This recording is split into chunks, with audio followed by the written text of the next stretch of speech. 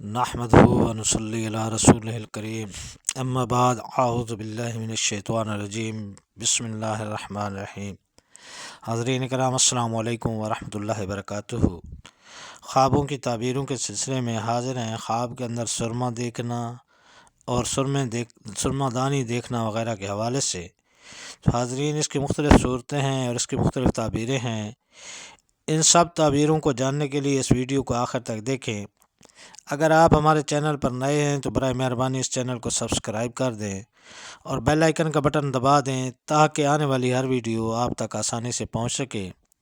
تو چلتے ہیں حاضرین خوابوں کی تعبیر کی جانب۔ حضرت امام ابن سیرین رحمۃ اللہ علیہ نے فرمایا ہے کہ خواب میں سرما دیکھنا مال ہے، اور اگر کوئی شخص دیکھے کہ اس نے آنکھ میں سرما لگایا ہے تو دلیل ہے کہ صلاح دین کا متلاشی ہے، اور اگر کوئی دیکھے کہ کسی نے اس کو سرما دیا ہے تو دلیل ہے کہ اسی قدر صاحب خواب مال پائے گا۔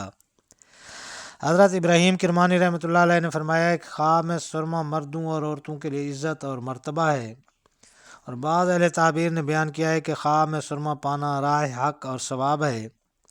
حضرت امام جعفر صادق رحمۃ اللہ علیہ نے فرمایا ہے کہ خواب میں سرما فروش ایسا شخص ہے جو اصلاح دین کی جستجو کرتا ہے، کیونکہ آنکھ دین ہے اور سرما روشنائی ہے۔